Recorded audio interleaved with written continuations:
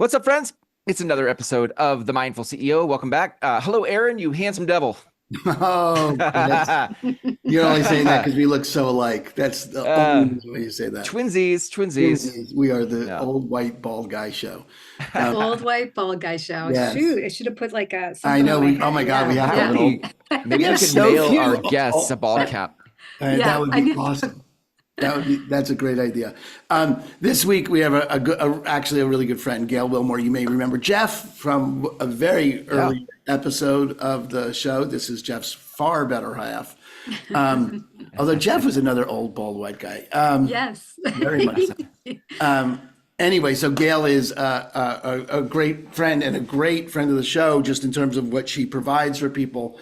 And I'll let her introduce herself, but this is going to be one of the most impactful conversations. I'm excited about it because it brings in the body connection in a way that we don't normally think about it. So Gail, why don't you just take a moment, introduce yourself, and we'll get into it.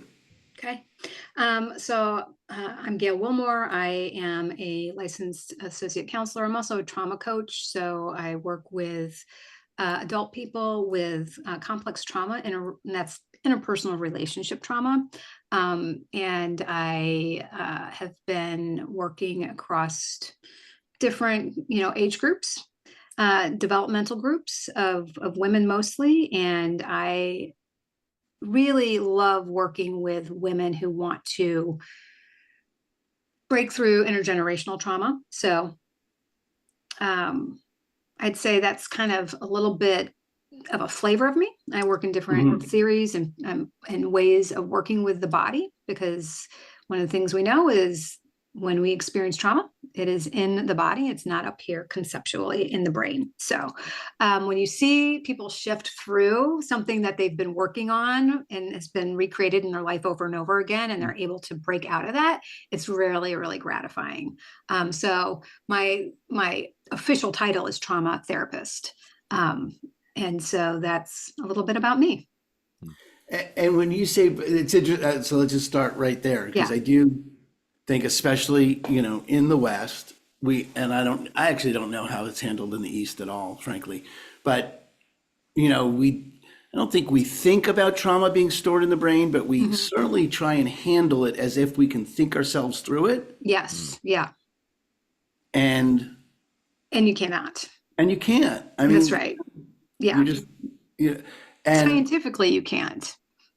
yeah, well, I mean, let's just talk about that, because I think that's where mindfulness and polyvagal theory and this whole thing intersects. That we really are organized around mind over matter in some way, and Right. we're going to muscle our way through it with computing power. And I And just want to give some understanding to that. Because yeah, one of the reasons that's the case is because we didn't know this 50 years ago. We didn't understand the nervous system the way we do now, and trauma the way we do now. So that's really all we had. So we were doing a lot of like reframe, cognitive, but it never was effective. That's one of the things that we realized in trauma. That's almost not effective at all. and when you say trauma, let's just talk about trauma, because there's different levels of trauma, and Yeah. I mean, there's what's the definition of trauma, and how does one classify that? Interestingly enough, there's not a real cut and dry trauma definition specifically like X, Y, and Z. But what we have said is that it is an interpersonal relationship experience when it's complex. So it means it's not a one-time event, right? So if you went to one-time event, if you went to something and something traumatic happened, um, say you saw a car accident, that could be like a one-time trauma. Then there's complex trauma where it is interpersonal relationship trauma. So it means it was with somebody else and it happened repeatedly over and over again. And it's also how it impacts you. So not everything's going to be traumatic for everyone, if it's interpersonal relationship trauma or even a one-time trauma. So how does it impact you? Do you avoid things because of what happened, right? Do you avoid relationships? Do you avoid places? Do you have flashbacks? Do you have nightmares? Do you feel isolated? Are parts of your life not working? Such as being able to be related to people and having close relationships or having a job work, and be, effective at it. So usually there's three places in life that we say it becomes like PTSD related, and that is, it is impacting your health and well-being, it's impacting your relationships, and it's impacting your ability to work. And then there's ranges of it, right? So you can have so again, it's really personal, it's intersectional. And when I mean intersectionality, I mean everyone's life has different intersections. Your life is not the same as Chris's, nor mine, nor will it ever be, because you're born at a specific time and period, right? Culture. Mm-hmm. You have where you grew up, your race, your religion, you have all of those things. And so you have to look at each person from that lens if you're really truly going to be able to give space for them to see what they need to see when it comes to how they've been impacted by trauma. But they'll usually come in with anxiety, some kind of experience of feeling like things just aren't the way they want it to be. Something's just not working. You could say somebody has trauma that's impacting their behavior and how they show up, but they don't know that as trauma. That's right. Their self-awareness doesn't register like, oh, you know what this is? This is That's trauma. right. Exactly. And why that would be is because in interpersonal relationship trauma, that's how things became, they first of all survived something that became normal for them. And as you were describing it, I just couldn't help but think like everybody, well, it would seem like everybody has something that happens to them and then they make it mean something, that there is some relationship to interpersonal things that cause us to avoid upsetting things or Yep. cause us to go in and fight about something. Yeah. And I just, so there's that piece of it. And then there's a piece of it for me that's also like, feel like sometimes we try to compete on how traumatic our trauma is. Like, oh, my trauma, you actually don't have trauma. Yes. I have trauma. Let me tell you about my trauma. Yes. And I think that's a really disempowering thing, because if we just look at it objectively, then we could dismantle the thing that's preventing our growth. Yes. Rather than trying to compare whose trauma is actual trauma. Absolutely. It's the one thing that when I've ever worked in groups, that happens all the time. And it would happen it would almost be like, I don't have it as bad as you. Right. Yeah. Right? Yeah. Right. And so we would have a conversation about that. Like, that's not actually how it works. It is an individual experiential part of your life. Right. And so it's not about comparison. And even the way, so I want to also make a little bit of a distinction of understanding that family dysfunction can be very traumatic. So dysfunctional families is part of an interrelationship part that you may feel like, I didn't have any trauma, and we don't have to call it that even. But how did the dysfunction in your family relationships impact you in a way where you don't experience being safe with people, or even with yourself, or your, parts of yourself that you doubt yourself, right? If you're in an ongoing conversation of doubt, something as small as that can be related to, well, you might have experienced being compared. That's one of the developmental ways children experience dysfunction in their family of origin. And so there's like this thing called the nature of a child that Pia Mellody talks about. And it's that children are born valuable. That means just because they exist, they're valuable. They're vulnerable, right? They can't take care of themselves. They need someone to provide shelter and protection. They're imperfect. They are dependent, right? They have needs and wants that need to be fulfilled through someone else, the adult, and they're spontaneous. And so even as you talk about comparison, right? Someone compares their trauma to somebody else's. That is part of the overall world they were brought up in. Comparison with their siblings, comparison with somebody who's a friend that did something that, the parent felt that their child didn't do. All of that can be traumatic in ways, or dysfunctional for the child. It will cause like what we call a secondary symptom as you grow older. You don't feel safe and secure when you're being compared, do you? Right. You're not, so that's just like even taking a piece of that. It's not an accident that people do that. As you're talking, there's just no way of escaping it on one hand, right? I mean, Yeah. like there's just, we're lit. I think part of it, I just noticed where for me, any resistance have to it, right? Like just checking out Yep. the resistance have of being labeled dysfunctional or traumatic, any of those, adding that label to it is on some hand, on one hand, triggering. Right? Yeah. And just noticing that because, there's no escaping this for human being, I mean, if you just go back to, Forum 101, you're going to have the three, that's that model of looking at it, right? Like Yep.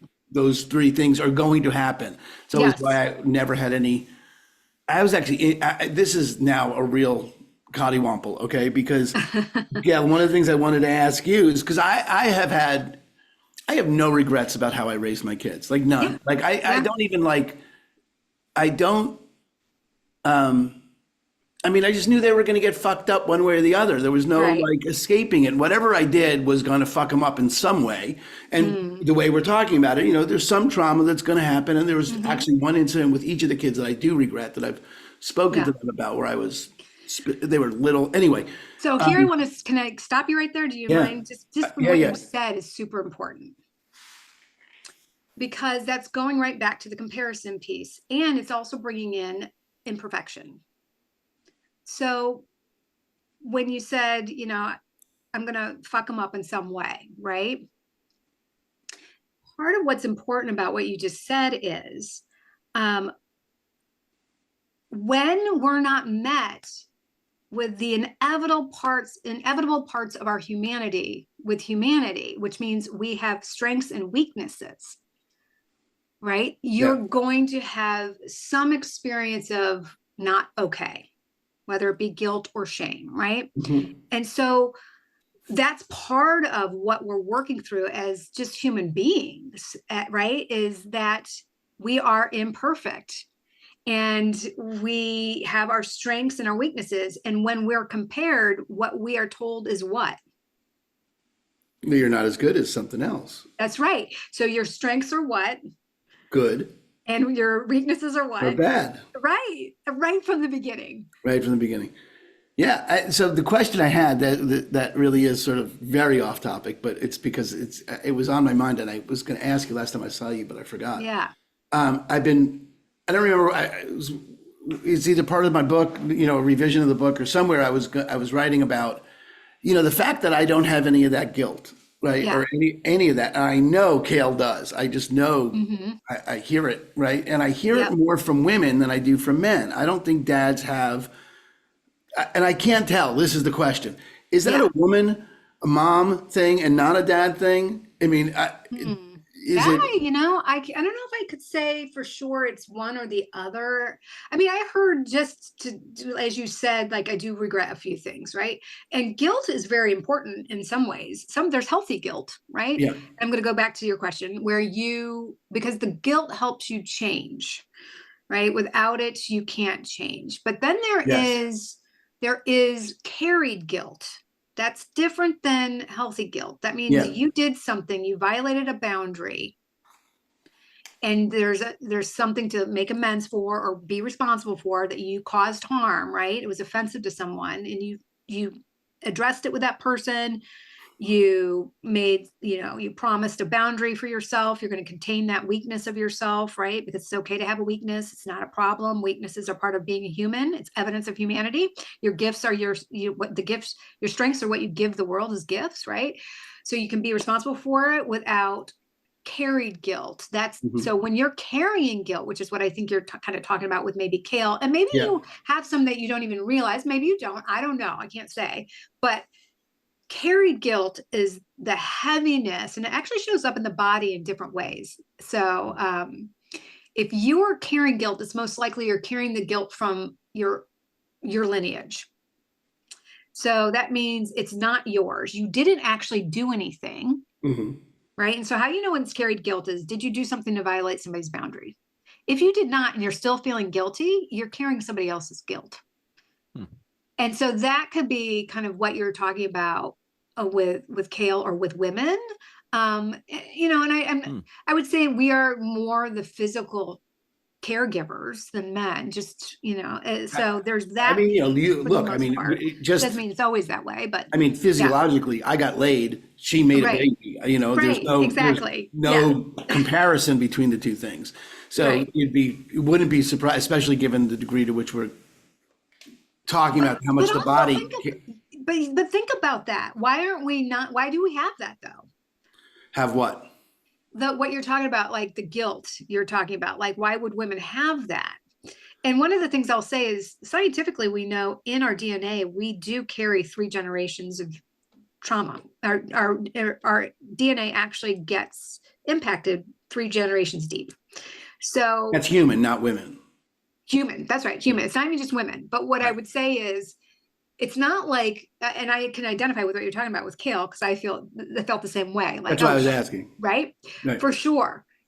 But now, if you think about that, that's pointing to something. It's not just a Kale thing or a Gail thing. It's probably if you took 10 women, and it'd be a great study to have, like of the 10 women, how many feel that kind of heaviness or the guilt is what I'm kind of picking up what you're saying Yeah, yeah, differently than yeah, men. yeah. That would be kind of how we mother within a culture. And I would say it's not really probably experiencing, there's not a lot of security or safety there. Otherwise, we wouldn't be feeling that way.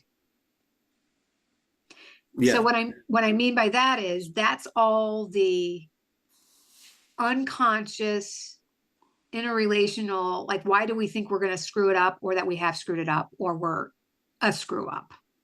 Yeah, I think for sure societal pressure on women to be a particular way. I mean, I mean, there's certainly societal pressure that's, I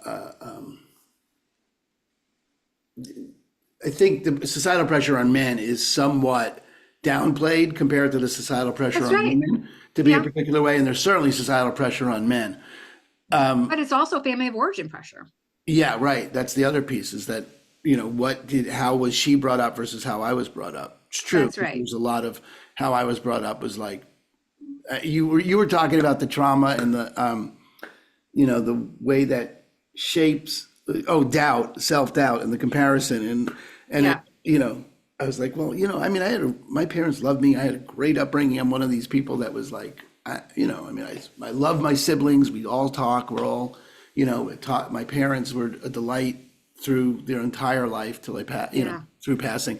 Never, but you said that thing about doubt. And if you're going to redefine trauma from being, okay, you saw someone go through a windshield or you were sexually abused as a child, I'm no, if I compare myself to those people, I'm like, they have it yeah, harder than me. But like my mom would not go see our school plays because she was like, look, it's just, kids suck at that. It's like, I'm not going to sit through that shit, right? yeah, I'm yeah, just not going to go to that. yeah, Don't ask me. I'm not going to see you in a play. I'm just yes, going to sit through it. yeah, And, and I was like, okay, that's, and I have a real resistance to calling that trauma. right. I don't want to fucking call that trauma, but in this context, Yeah, it's a dysfunction. It's like, yeah, okay, well, if I can't be a Broadway star, then I shouldn't do it at all. That's yes, the response that right. I have Very about that. good. And there you go, right? So again, when did it happen? What was happening in your life? How old were you? That's all relevant to how something impacts you, Yeah. right? So and then because how we experience it is it comes through our organs, right? We experience the world through our organs first. So our eyes, our ears, our mouth, our nose, we smells, right? Sight, sound, through our heart, through our kidneys, all of that is how we sense the world through our, right? That's happening first. And then that information goes up through our nervous system into our brain, and that's when we make the meaning. So however mom said whatever mom said, and whatever age you were developmentally in your nervous system, you experienced that certain way in a sensation, and then your brain made it mean something, right? And then the emotion comes after that, and then the behaviors last. So it's again, it's all developmental, and that's one of the things I love about how I, just to get to work with people, because again, nobody's story is the same, no one's intersectionality is the same. And so if you were 5 and under, you didn't have logic yet, right? We talked about this in that weekend. Your brain hadn't created the ability to have logic. It's just how it is. So what you're experiencing in the world is you're experiencing everything else and everyone else through sensation and emotion with no logic yet. So that's why young kids under 5 have those things called big feelings, because that's how they experience the world. So depending on how mom and dad or caregiver interacts with that child, it's going to impact them based on the age that they are, right? And what they say, and how they experience it in their body. Then after 5 to 8 is when logic starts to get on board for children. And we call that the adaptive child. And that is 5 to 8. And it's pretty kind of, it's not very well developed yet, right? So it's very young. When you start to make meaning, is a very young meaning at that time, right? You're not 17 yet. So over 5 to 17 is when what we call that adaptive adult. This is coming from post-induction therapy again.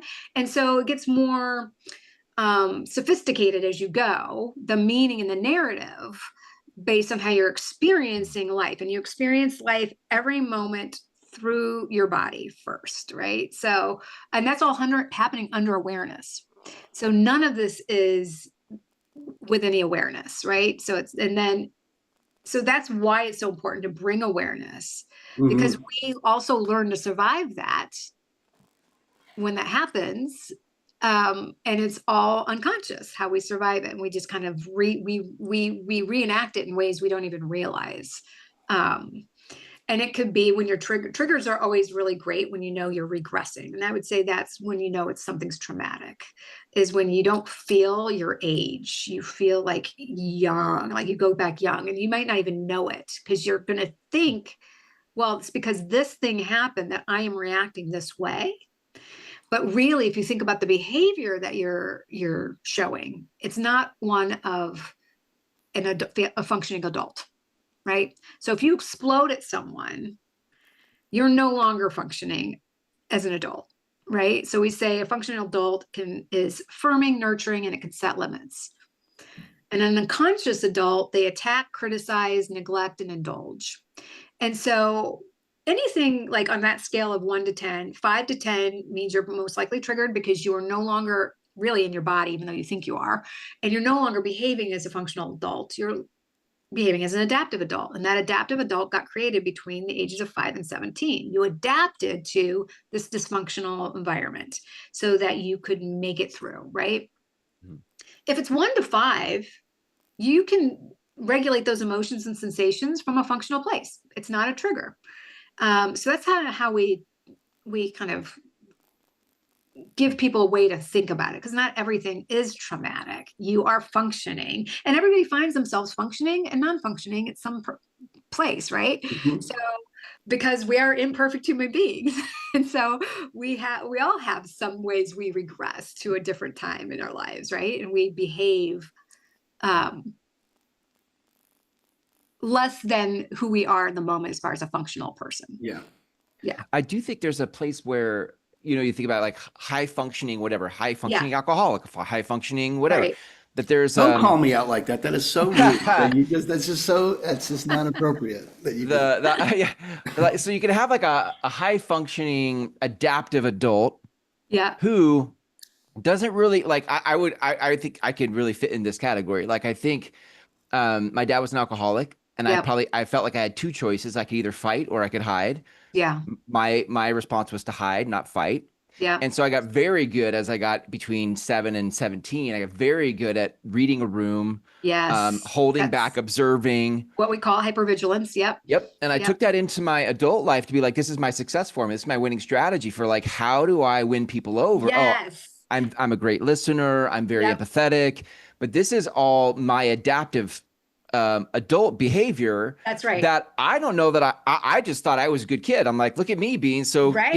congenial. But there is this high functioning adaptive adult that I think maybe a lot of people might be that way, that don't have the I don't know that I would have had the awareness had I not done a bunch of different personal development Yes. things to give me insights to that. Right. Exactly. Because it just became who you were. Right. Yeah. And it Yeah. worked at some Yep. level. It was, Until right. it didn't. Until it didn't. And so Yeah. here's the thing, and that's the difference. So that's what's really important is, and I'm going to take the high functioning out of it. It's just Yeah. your I'll say it's adaptive adult because that's your behaviors and strategies. We call it the adaptive adult Yep. behaviors and strategies. You know how I said it starts Yep. with feelings, then Yep. the thoughts, and then the narrative, and then the behaviors. Those are all strategies you came up with to get yourself out of when you were victimized as a child, when your Uh-huh. boundaries were violated. Mm-hmm. So anytime you're doing it means you're reenacting the traumatic pattern. You're Mm-hmm. rescuing yourself because that's how Yeah. you learn to rescue that young child that was Mm. victimized, actually literally did have their boundaries violated. Yeah. And again, you found some success out of it. So that's great. But then we have the behaviors that aren't really probably going to give us any success, like Yeah. perfectionism, or drinking can be that way, Sure. substances, eating, right? Because what we're doing is, what we're trying to do is get ourselves out of the experience of feeling helpless and all the emotions and sensations that come with that. Yeah. And those behaviors help us relieve it in the moment. But as it relieves it in the moment, what you basically do is reenact the trauma. So it's just under the surface again, right? Until you can have some insight as to Yeah. that those behaviors came from a time when you really were experiencing a boundary violation from someone you loved and Yeah. someone that was really close to you, that was supposed Yeah. to protect you, and you didn't experience that protection. If Yeah. I put the high functioning back in it, Yes. because, Yeah. because Yeah. I think the contrast is, now we're back to comparison of somebody going like, oh, my trauma is not as bad as their trauma, Uh-huh. and so what we have is the CEO-ness and the mindfulness. We have this Yep. tension between, I think there's a lot of people who are in business for themselves, Yep. who are out trying to make things happen, and they're doing it with winning success formulas, the behaviors and strategies Yeah. that they don't recognize as a limitation. Yeah. It's the way they've produced results before. And I think, Aaron, this would be maybe a good segue to what you're saying in the green room, but there is if our bodies are receiving 80% of the information, our brains are only receiving 20%. I don't know if that number's from Aaron, but like there's a No, thing about like yep. how we're overriding our body's communication by trying Yes. to, through our behaviors and strategies, trying to make decisions intellectually that are adaptive Yes. decisions. Right. It's adaptive behavior that's trying to make decisions for our cathedral building Mm-hmm. versus really tapping into the somatic. What is the body saying here? And how do I trust that? Yep. Now, remember, when your boundaries were violated, what did you learn about your trusting? I don't trust is hard for me. Mm-hmm. Trust is Yep. really hard for me. Yeah. Not just with others, but what you were also taught is not to trust your own experience, Sure. Yeah. right? Because that's how the dysfunction stays in place without anybody being responsible or accountable, the adult in the room, right? The Yeah. child has to minimize. This is how you do it when you have logic on board. You minimize, there's delusions, or there's denial. Those are your defense mechanisms to survive the situation. Yeah. And so, That's and they great. came in handy. They were Yeah. important. That's how you got through it, right? And that's your nervous system. Your nervous system is always kind of in tension, right? Because growth and restoration is your ventral vagal heart to brain connection when you're feeling safe. And then your sympathetic, and that's parasympathetic. And then your sympathetic is fight, flight, right? Yeah. And so you feel threatened and you got to deal with the situation, such as, if a father's raging at you or out of containment, right? They're not being responsible for their weaknesses. So there's no protection for the child. And then if fight didn't work, then collapse is next to go into dorsal, which is another parasympathetic. It's furthest away from your feeling safe and connected, right? You're in collapse mode. You get small because you need to survive the situation, right? So you're now, so in what you're sharing, what's important about that is whenever you're using your adaptive adult strategies and behaviors, you are not feeling safe. Yeah. Right. There's no sense of being able to be in the present moment, because when you're in the present moment, your ventral vagal's online. When you're present, grounded, you've experienced joy, you can connect with others. Others don't occur as a threat. And when you've had dysfunction, what occurred as a threat? Anything, everything. But people for sure. Oh Right, yeah. Right. Yeah. interpersonally. That's right. Yeah. When that's what's the difference between like a one-time trauma where you see an accident outside of you and your caregiver or the people Yeah. closest to you, and personally you experience Right. them not safe. Yeah. So now you can't, so now walk into a room of people and you're going to be doing some kind of work with them. You're bringing Yeah. your family of origin with you. You're not feeling safe, and they are unconsciously danger cues to you. And they're Yeah. people you have to kind of work around, and you're going to use your behaviors, your adaptive behaviors, the Yeah. way you did in their family of origin with them. That's why Right. mindfulness is so important, is it at Yeah. least gives you a moment to slow down and notice, because what you were trained to do is not notice that, Right. Could we not what say you that experienced. this Yeah. might tie it back in there? Could we say that mindfulness then is a means to restore trust in self? That if what I do is spend time reconnecting to my body, that I'm Yes. actually training Yep. trust in myself? And Yes. if you get, Chris, just the thought that just got triggered there was when you say trust in myself, right? This ties back into the invisible hand we were talking about earlier. So I don't know if Yeah. you're familiar, Gail, with Michael Singer's work Yeah. and the invisible hand and I've been having repeated incidences of being tapped in, like being guided by the invisible hand. The Yeah. more I sit and practice Yes. meditation, the invisible hand shows up. And, that trusting in self, you get that bigger sense of self that you're trusting in, the self that is the self of all being. That Yes. You're not, when you say trust yourself, I think in the default listening of that is, I'm going to figure it out myself. I'm going to trust my Right. own judgment. I'm going to trust my Yeah. thoughts. And that's not Yeah. at all what we're saying. No. Yeah, We're that's right. saying trusting in self, like you get connected to self when when your heart's open and your mind, that Yes. ventral, how'd you say it? Ventral vagal. That's right. Ventral Ventral vagal vagal. connection is online. You're connected to source, the self right. source. And then there's, because I can just totally get as a child, that's, you're connected to source at birth, right? You That's just come right. out and you're Exactly. totally, you're Ventral not- vagal's home. It's actually where we start, and is home for us. That's right. and then From- that gets broken by someone else, like dad yelling or That's right. mom laughing at you or whatever, and all of a sudden it's like, what the fuck was that? Yes. The Very fuck is good. that? Yes. Yes.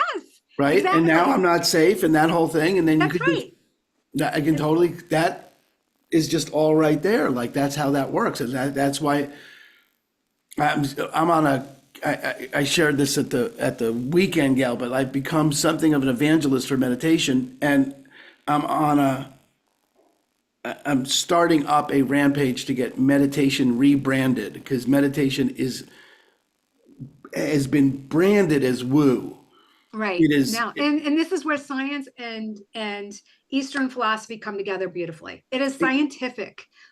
It's scientifically proven. 5 minutes meditating, 5 minutes in nature, 5 minutes looking at a picture of a loved one, a dog, even 5 minutes looking at a picture of nature, not real nature, and like you don't have to be out in it, brings you back into ventral vagal. That's why breathing techniques work. And so, yes, yeah. It's and it's just so, no, I was talking to Chris about this. No one thinks lifting weights or jogging is woo woo. And the Right. effect that has on the body. No one would be like, oh, you go to the gym to lift weights to get stronger? Right.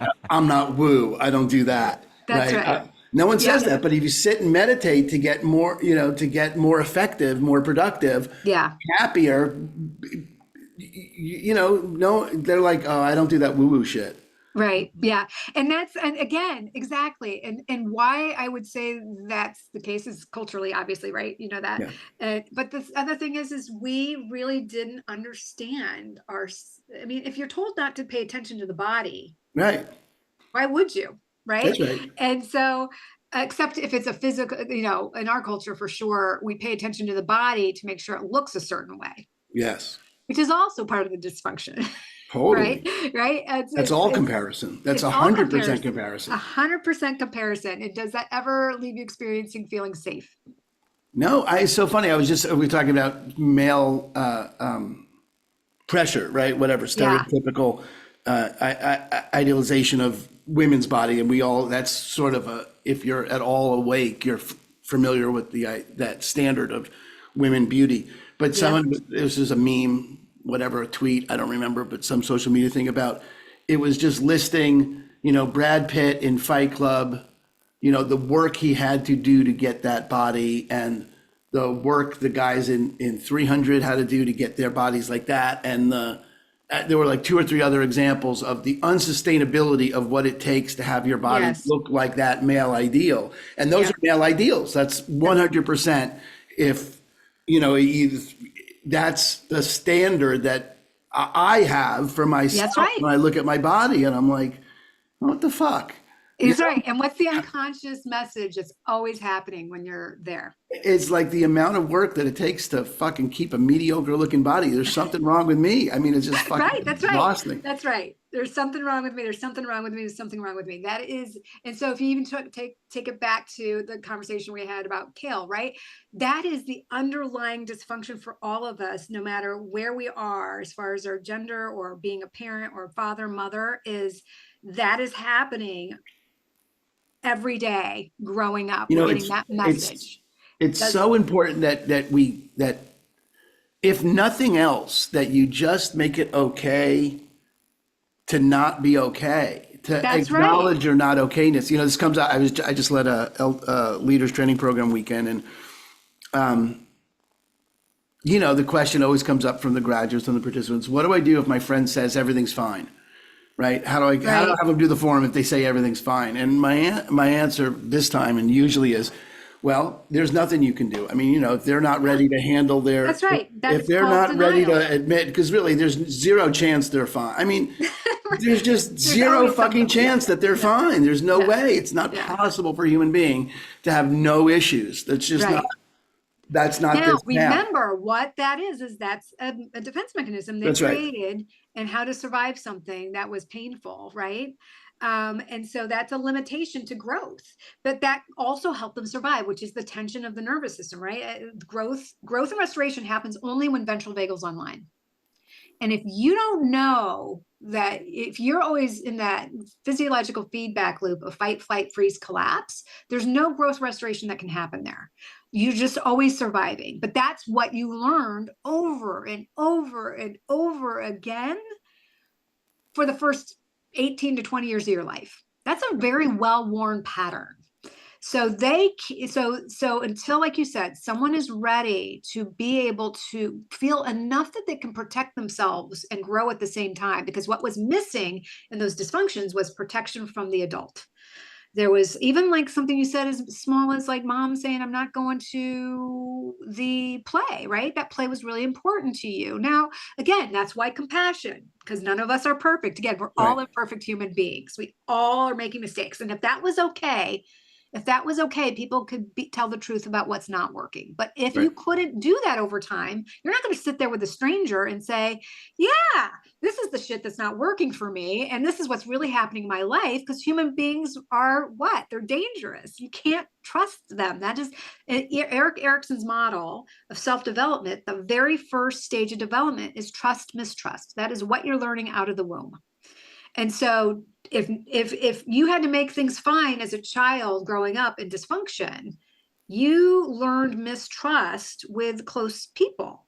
And so your nervous system doesn't know how to read trust and mistrust. They know how to read mistrust. By the way, the nervous system is developmentally designed to look for danger cues first. That's why meditation, again, in the morning or at night, because you're retraining your brain and your body to go in the direction of safety in present moment, versus looking for the danger cues, because that's what the nervous system has been trained to do. It's the first part of our nervous system that It's was, just, and and the it's second kept us part of our alive. I nervous mean, system, it's critical. right? I mean, it's not like it's a problem. That's right. We have to, exactly. That's why none of it's a problem. It is actually all necessary. That's how we got here, right? But the dorsal part of our vagal, or the dorsal part of our nervous system was the first part of our nervous system that got developed. So that's the one that's been around the longest, the collapse, right? That's the first way we learned how to survive, was to make ourselves small from the bear, right? We needed that. Then we got our sympathetic, right? So we had fight, flight, freeze, collapse now. So we had, that was, a couple hundred million years later, our sympathetic was developed. So now we had a multiple ways to survive the bear, right? We could run, we could fight it, we could collapse. We froze let us figure out if we're going to go into collapse, if that was the best strategy, or if we're going to, try to run, right? So we needed all of that to survive. Ventral vagal was the last part of our nervous system to come online. So our heart to brain connection, right? Safety and connection with others. So it is the least worn pattern in our genes. So of course, like if you experienced mistrust or a sense of danger with the people in your life, that means your nervous system got patterned to pick up danger cues more often than safety cues. That means your amygdala was shut off more often. So those prefrontal cortex pieces didn't get as developed as they needed to be be able to make meaning in a way that, so human beings become a danger cue. That's a problem for safety.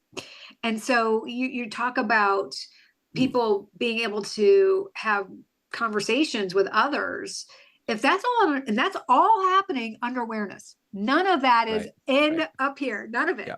That all happened. So then you're going to have a conversation. You have to give grace. Like you said, there's nothing you can do until they're ready. This nervous system is wherever it is, and a person is developmentally wherever they're at, to take on or not take on what's in front of them. And it's not a personal thing.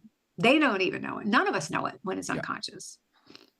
It's great. It's probably a great place to wrap, Aaron. I feel like this whole conversation was a sizzle reel for your how to live a grateful life in a fucked up world, your 9-week meditation course, because the whole thing is come home, like get that ventral vagal, get that synced up over 9 weeks of practicing, sitting on the cushion and practicing, because you can't think your way out of. That's right.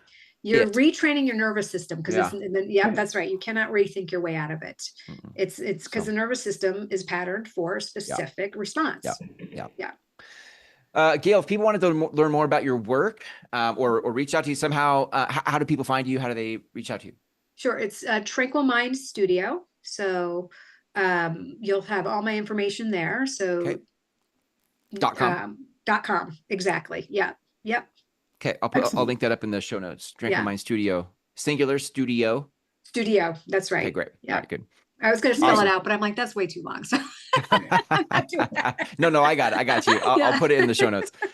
That's perfect. Thank you. Yeah, Gail, thank you so much. This is so much fun. You are so welcome. Oh my God. You're so welcome. Thank you for the opportunity. I just love sharing this information. And if you want, to expand on some of that, I'm around. We really barely even touched on polyvagal. We really did barely touch on everything. We'll just jump in part 2. That's right. I know, right? Part 2. Yeah. Okay. Everybody listening, thanks for being here. If you want to learn more about Aaron's next upcoming 9-week program, go to thegratefulbreath.com. Yes, Aaron? Yep, thegratefulbreath.com. And if you're a realtor and you kind of want a realtor's angle on mindfulness and that practice, go to therealtorsedge.com. Yes, sir. And sign up for the next cohort. They're free.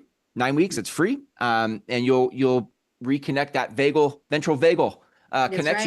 You'll come online. That's a sexy way to say that, Aaron. That come is online. A very, very sexy way to say it. Are you online? Come online. All right, come good. Online. Yeah. All right, friends. Thanks for being here. Until next time. Peace. Peace.